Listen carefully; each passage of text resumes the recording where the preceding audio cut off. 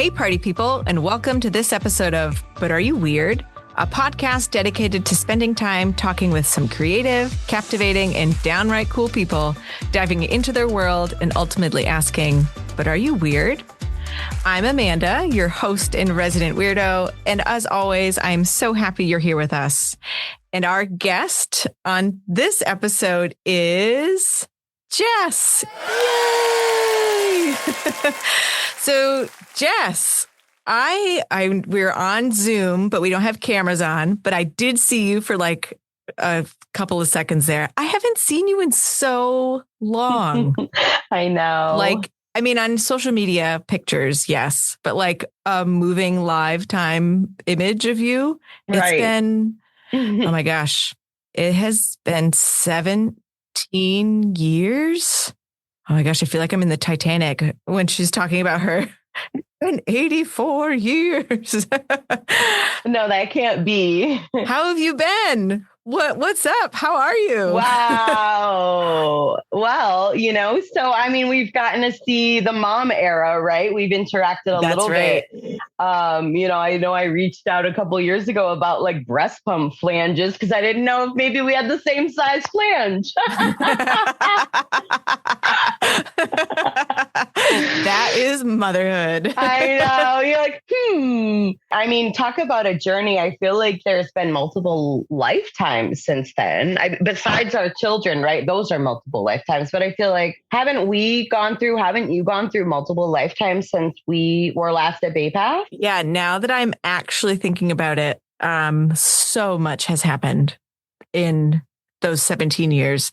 I don't know about you, but obviously for me, I'm pretty open with it on Facebook. Trauma and dealing with that and sort of being on the recovery side of an eating disorder is pretty profound in those years since. So yeah, it feels actually like multiple lifetimes. I'm really glad that we're where we are, right? It's like being at the other side of it. Back to, hitting back on the trauma, of course. I don't know, and for you, I think maybe they went together, right? The ED stuff, the healing and the trauma recovery, right, went together, and sometimes with substance abuse, it could be the same way. So, I am not really like super open about it and really have been on a journey from my early 30s, sort of wrapping my head around what being a childhood trauma survivor, what that means, what that looks like. So I just turned 39. So it's been at least 5 when's your birthday? years. I already forget. Yeah, it was September 19th. It just finished. Did I wish you a happy birthday? I'm not really sure, but please don't make it a thing because I don't know if I even show it on Facebook because I don't like fake birthday wishes.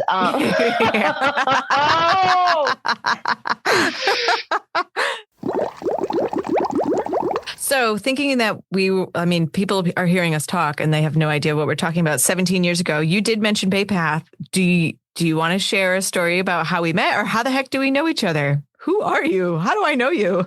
Now let's see. I have no notes in front of me, right? Because I'm not a podcast host. So I have no notes in front of me. So if I forget anything, feel free. We were on like a freshman floor at Bay Path, and you were my next door neighbor. That's right. Were we across the hall? No, you were next. Yeah, we were next door. Okay. Mm-hmm. Yep. Me and Holly were next to you and Heidi. Yep. Oh my gosh. And then on the other side of me, oh my gosh, I haven't seen these. I'm like, it makes me think about everybody. Is Chrissy and Kim was on the other side of me. And then that's way down the hall, a little bit more was Erica, which I don't know if you say, and then downstairs on the first floor is Allie Clayton. Yeah. Yes. And wow. I forgot that Chrissy and Kim were right next to you. I'll never forget. Never. And what was the name of that building? Tyner Hall. Hall.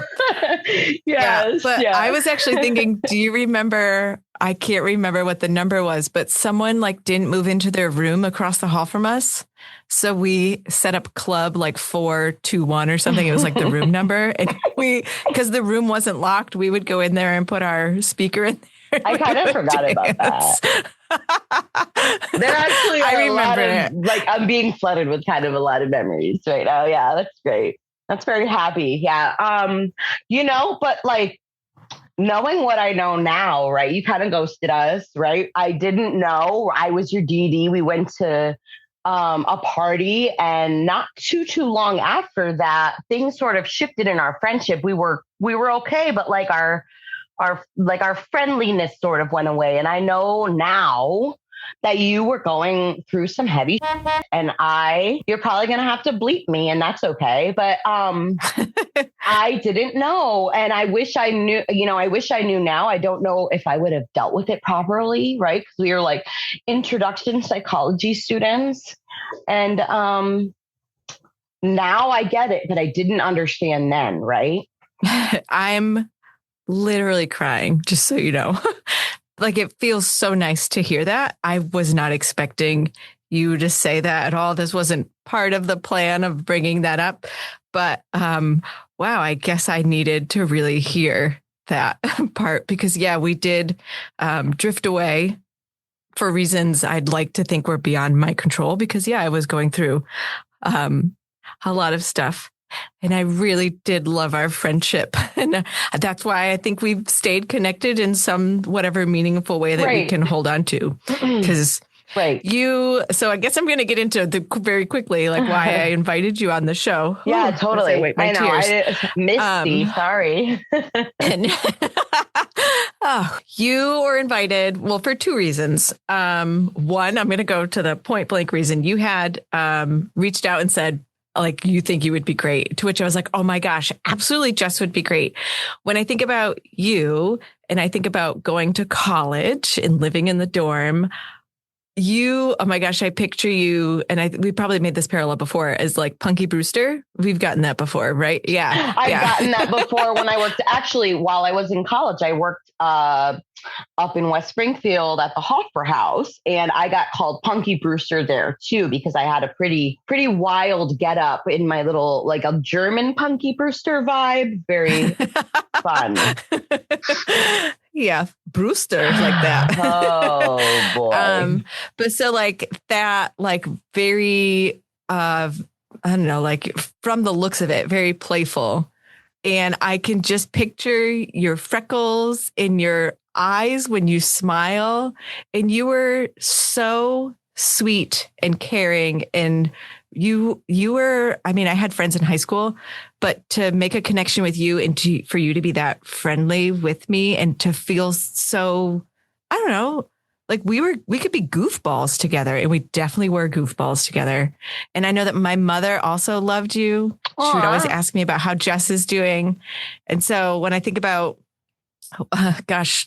the friendship that we had, of course, yes, horrible things sort of happened to me, but that was such a special time. And a lot has happened in our lives since. And so when you reached out, I thought this would be a really great chance to connect, because I know that you're weird from when we were in college. And so I'm curious to know, like, what has life been like since? And I mean, there's been so many years in between. And so you can take that in whatever direction you want to take that. Like, what's new with you? What's happening? I mean, well, it's like, do you start from the present and go back, or do you start from where we're talking about and go forward? There are so many lifetimes, right? I loved my undergrad, and I know most of us, are so fond of Bay Path, and like really, like, I don't know, I just get all the feels with Bay Path, and it was such a wonderful era. I actually moved off campus. I only lived on campus freshman year.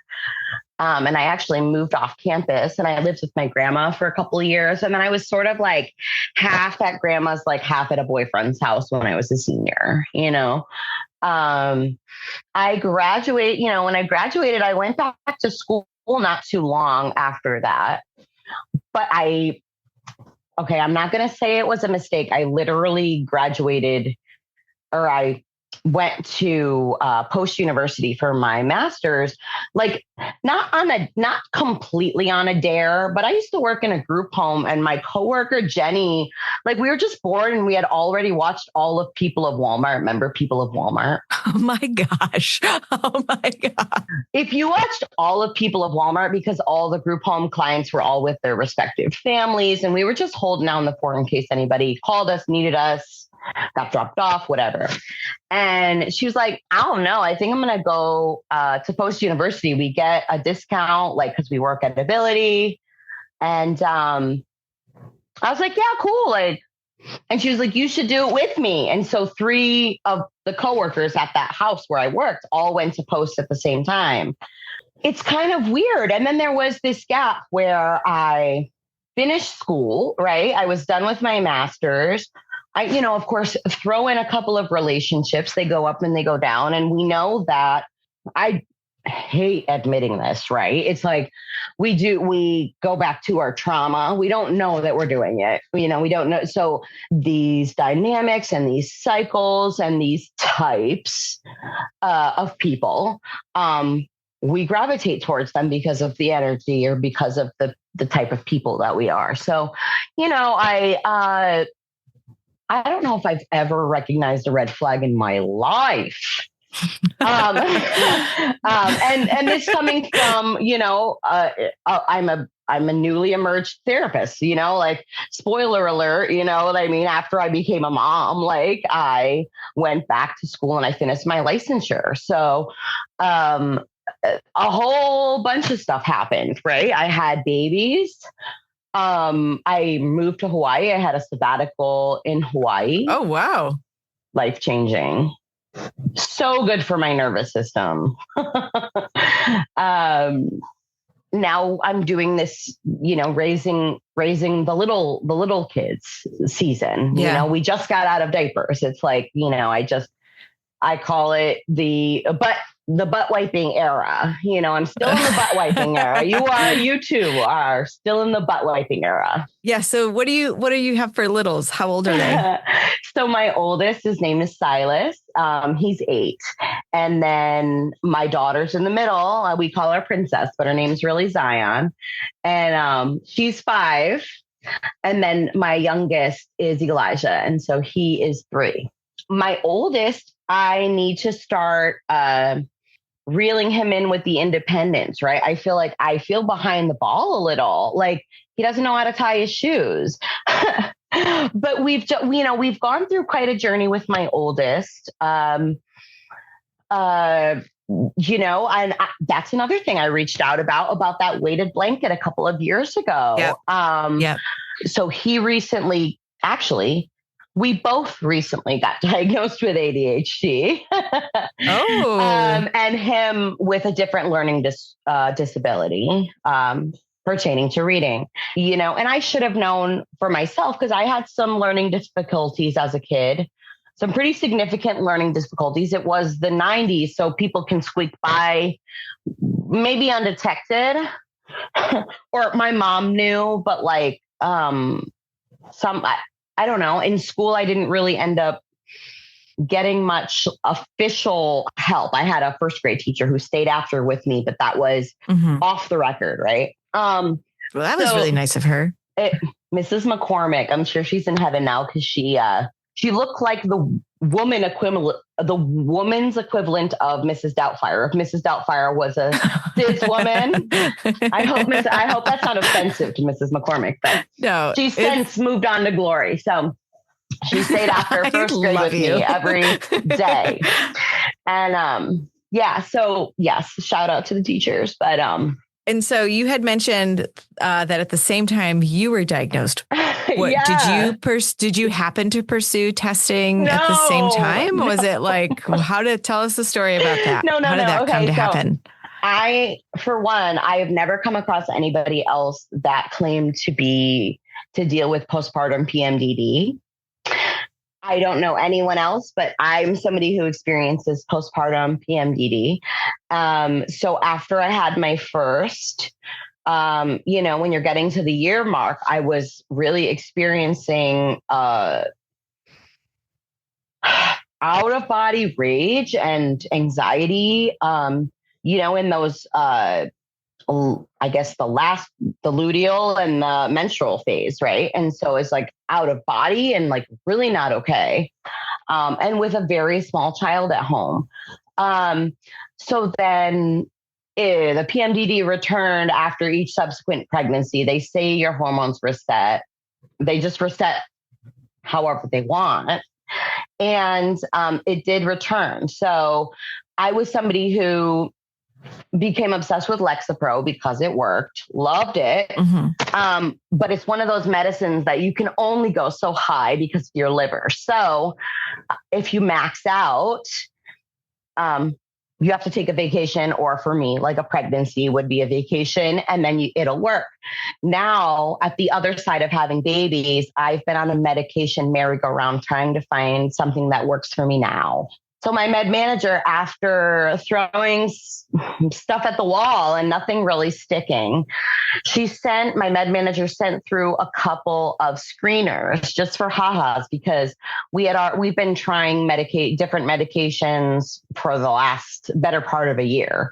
So I think she said, well, let's see if we can rule anything out or nail anything down. I wasn't expecting to get diagnosed with ADHD. I always knew that I had a learning disability, but I thought I was a neurotypical. Mm-hmm. Besides the CPTSD. Well, in this day and age, is that neurotypical? Like, what's neurotypical now? It is actually, yeah. Well, everyone has a different brain, but CPTSD does fit under the neurodivergent umbrella, FYI. Trauma does, because it alters the way that your brain works. Hella validating. I also was super validated. I had an interview yesterday for a school of modality. The woman that I was speaking to that works in the field and is a more seasoned therapist than I had said that she finds that many of her clients, she works in childhood trauma, many of her female clients have CPTSD and PMDD, that they parallel each other. They run with each other really often. I have a girlfriend who believes that I am what you call like environmentally ADHD, that this might be an era that maybe my nervous system might be doing something now that isn't exactly what my mind and my body would do naturally if I weren't under stress. Mm-hmm. Well, when did you take that screener? Like how many years ago? Or months ago? So it was less than 6 weeks ago. Okay. So I'm a baby ADHD person. Yeah, brand new. And at the same time, maybe forever. But I have not looked into the research on this, but I have seen it, that oftentimes women, their symptoms of ADHD will show during perimenopause.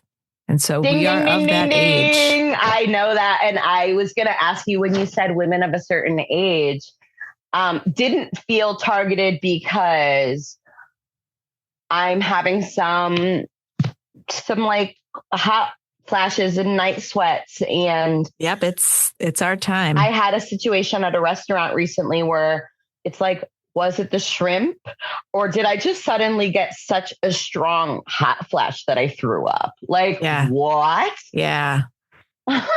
Yeah. So something to consider is, well, first of all, that's unfortunate because I feel like throwing up is never fun, but also throwing up seafood is definitely not a good time. I went for the bushes so quick. I threw my credit card at the waitress and I said, I'm not feeling so well, and ran for the door. Yeah, you were out.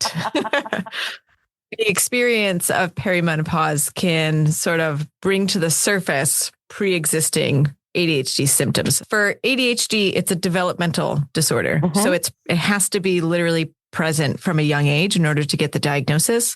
And so it likely has sort of been a part of you. And you've probably had really great, wonderful skills that you used to adapt, especially, I would imagine, if there was an experience of trauma, you probably had to get really good at certain skills to get by. And so it probably helped to cover up some of the ADHD. And then now that perimenopause is happening, or really even you were saying stress sort of creates a scenario where like the demands change. And so that would make sense that more ADHD symptoms would be present because the demands are different. So it tracks for, I think, a lot of women, especially, and I'd be really curious to know the research on this too, moms. I was just talking with a friend about the experience of like feeling like one might be neurodivergent when they become a mom. And it's like, yeah, because you went for your whole life taking care of yourself and maybe your partner. And now you add in the stress of having to not only take care of a kid, but to run a household and how much brain power that takes. Yeah, it's going to be likely that those ADHD symptoms that you've been able to cover up now come out because the demands are different. And so your friend saying like an environmental piece, that also makes a lot of sense. Yeah, things in your world are different. And so different responses are needed. So I could see that. Your oldest would have been 3 when COVID happened. So I was trying to imagine, wow, what would it be like to give birth to a baby with a 3-year-old in the beginning of COVID? Like that is intense. What I would do is when it was cold out, we were going to the state forest because all of the playgrounds were closed. And I threw the baby in the carrier and we would just go walk in nature. Always, just again and again and again and again, because it worked. And there was one thing we knew, that sticks and rocks were safe and that we needed fresh air. Then now Eli, I had him at the end when we were entering into our new normal. I'm never going to say normal. We're never going back to the pre-COVID normal. That is long gone. But when things started going back to normal, my baby was 3 months old and my husband had been on workman's comp at the time and our source of income ended. And I was like, well, looks like mama's going back to work. And that's how I ended up back at work. And again, a coworker challenged me to go back to school too. You like the challenges. Well, I also, this one was sort of giving more of like she has like a mothering vibe. Her children are my age. And we were working together on third shift. So it was another thing where you're sitting around with your coworker, shooting the breeze. You don't really have a whole lot to do. And she said, what are you waiting for? Because I had said that I was like kicking myself because I had the master's and not the licensure. And my friend said, what are you waiting for? You need to go back. And again, I literally applied on the spot. I guess I don't know why that works for me, but it does. I don't actually have any clients yet, right? I'm a therapist. I am truly a therapist, right? I'm a therapist, but I don't currently have a caseload. So I find myself at a really unique point in my life, right? Where I think a couple of things. One, I have work to do, right? The deeper work that I haven't gotten to yet. I also think I need to find my niche, my niche are in the therapy world. I love motherhood, like issues of motherhood. It's my favorite. But I also feel like I want to make myself available, right? I want there to be resources available for people that need counseling, which includes childhood trauma or neurodiversity or any of the things. But I really do think that I want my niche to be, I guess two, like one is the childhood trauma and one is the issues of motherhood. I also am such a nerd. I love the 12 steps. Ooh. I really, really love the 12 steps. And for some of us, maybe it seems inaccessible because those meetings are for supposedly alcoholics and drug addicts, but it's the 12-step model can be applied to childhood trauma or really anything, any matter that needs your attention. And so I actually go to, haven't gone in a while, but I go to Celebrate Recovery, which is actually Christian 12 steps. So the only difference is the name of the higher power that's used. The 12 steps are exactly the same. I don't know. When I think about the 12 steps, I can't name them. And I can also say that I love AA. I feel there's you thinking about the parallels and like, oh, it can work with trauma from an eating disorder recovery standpoint. 100%. It is amazing to be in an AA meeting. I'm like shaking my hands. Like that's how I feel very strongly about that. Yeah. The people that are in an AA meeting are my kind of people. Because, and I've said this on other podcast episodes and in life and other places, like people who have gone through stuff, I have so much respect and connection with. And everyone has some story to tell, AKA like I can connect with pretty much anyone. But when people are open and vulnerable and can acknowledge the crap that they've gone through and the decisions they've made for better or for worse and can share non-judgmental space, that is an AA meeting. And I love it. I love hearing people's story of, you know, what brought them into using substances and what was their, you know, sort of turning point. It's all like, I can relate to so much of that. And it feels so validating to be in that space. It does. So when I think about the 12 steps, I don't know the actual 12 steps, but I know how the work, the work of the 12 steps. And that is some good stuff right there. And well, and you're right about being in a, again, I have to literally practice feeling feelings. I'm somebody that, stuffed my feelings for a long time and am not accustomed to them, really struggle with that. But having an appointment to get vulnerable with some sisters that you care about and that care about you in the non-judgmental space is priceless. Yeah. It sounds priceless. Like community is what it is. Yeah. And I love community. And I do too. Like, it feels so good. It like when it's I know like community, I feel like people think like, oh, like my local park that's in my community. But like community is like that real unconditional, welcoming understanding of individuals who like invite you into their space physically and mentally and emotionally and protect you in that space.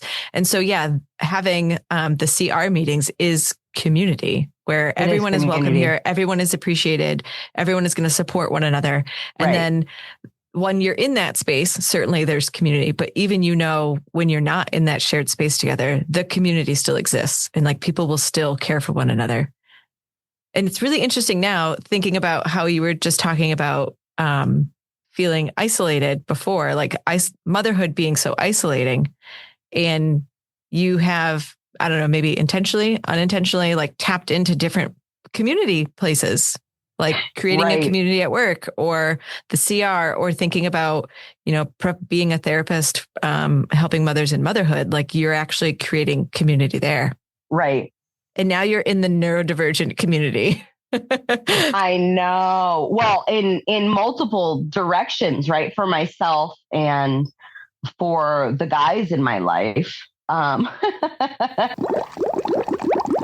Do you still sing? And so, I mean, probably in the car at least, but like, do you sing? You know, what's so funny is I used to consider myself somebody who sings, and I don't consider myself someone who sings anymore. I actually consider myself someone who dances. Really? Yeah. Isn't that a funny shift? And I guess the theater covers both. So I did theater in undergrad, which I love so much. Oh my gosh. I actually, I'm a Christian. I'm a believer. So of course we sing to our creator, to God, to Jesus. I know that I do that.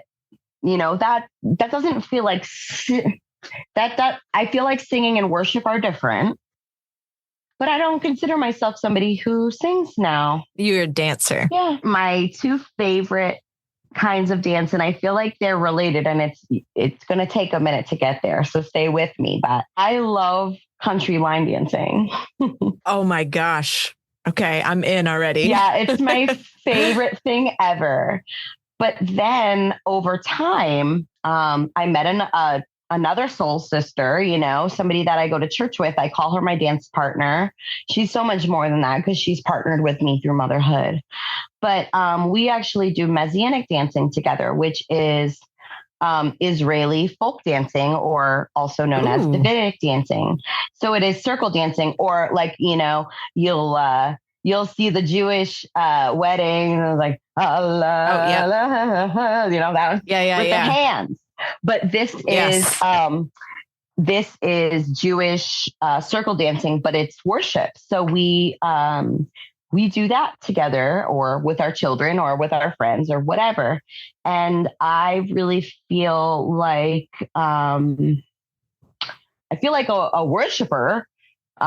Like David from the Bible, like I feel like a worshiper, but I feel like the thing that makes me a worshiper is my feet and not my lungs, and it's funny because I hate my feet. It's such a funny thing that, they'll say, God's funny, is like, make plans and God laughs. But I'm like, ew, you want me to use the thing that I hate about myself to worship you? That is really, gross. yeah. But it's one of those things of self-acceptance too, that the creator made them, even though, I was just about to say, yeah. I'm not a highly religious person. I would put myself more in a spiritual realm.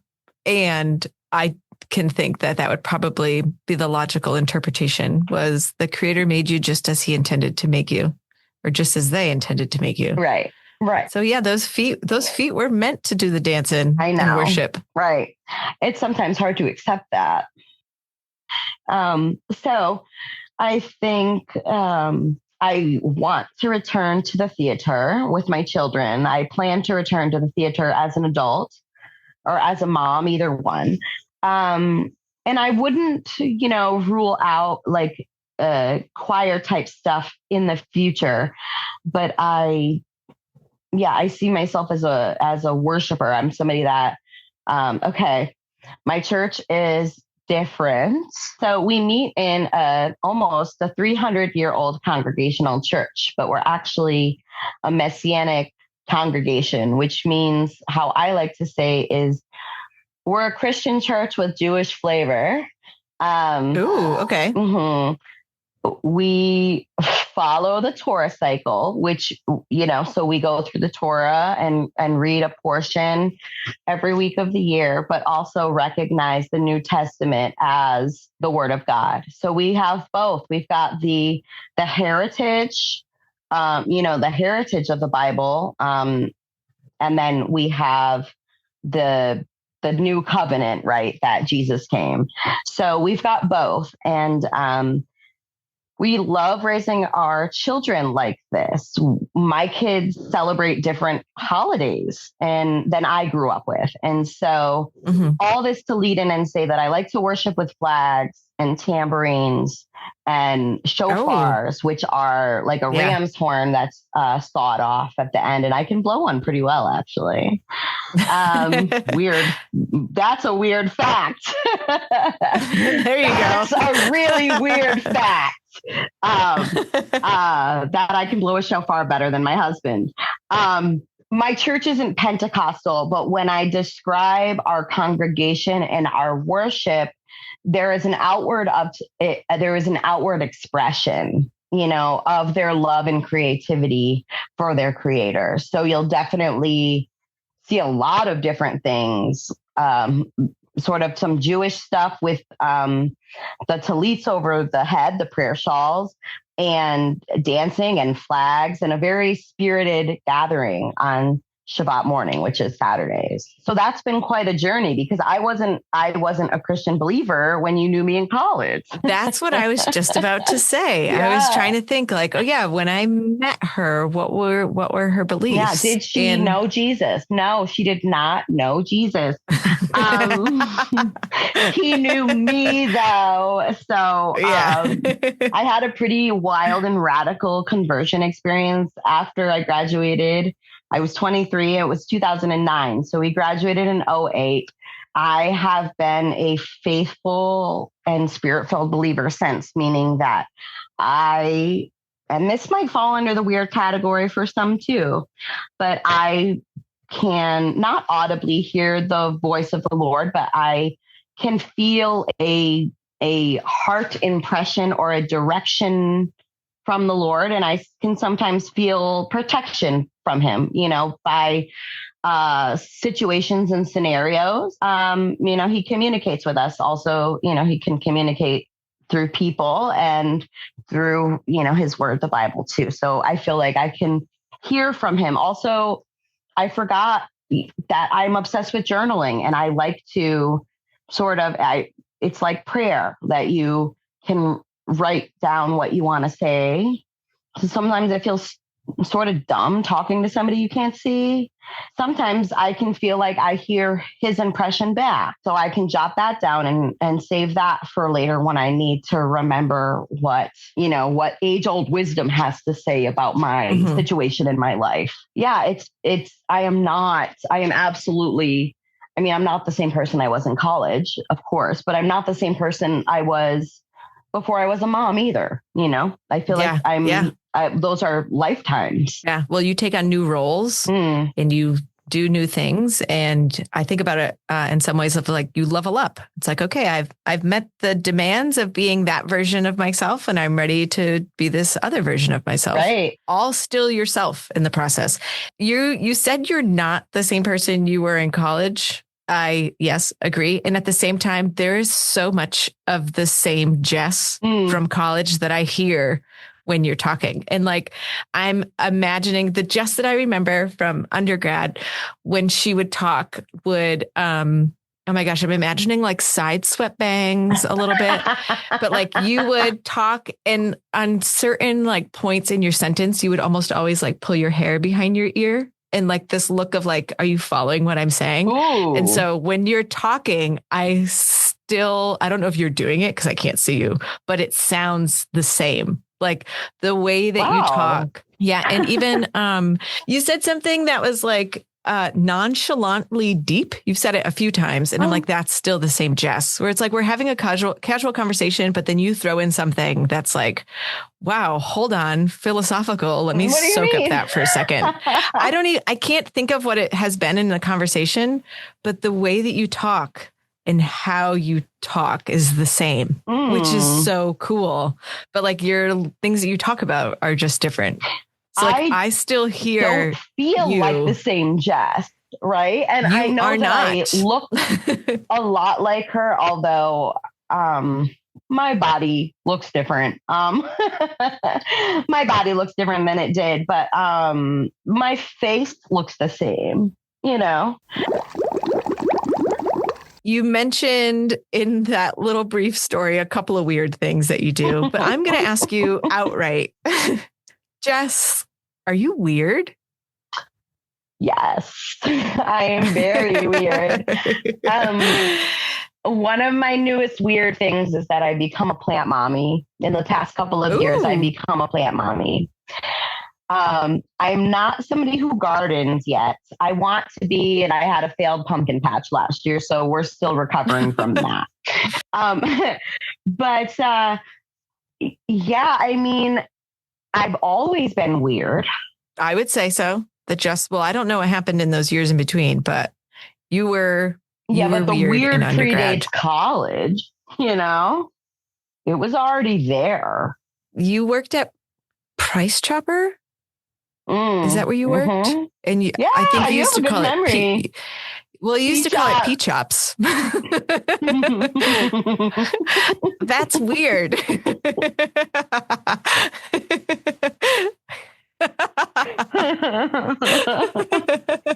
it though? Because we called you A-Rod and you called me J-Ro. Yeah. And Jess, we're both weird. That's why we got along. That checks out. Yeah. Well, that checks out pretty good. There were definitely, I mean, I'm not judging other people. I'm just saying there was definitely certain people that we hung out with who were all weirdos. And there were people who were like, we could never hang out with them because they're not weird. But I'm sure everyone is, of course, just a little bit weird in some way.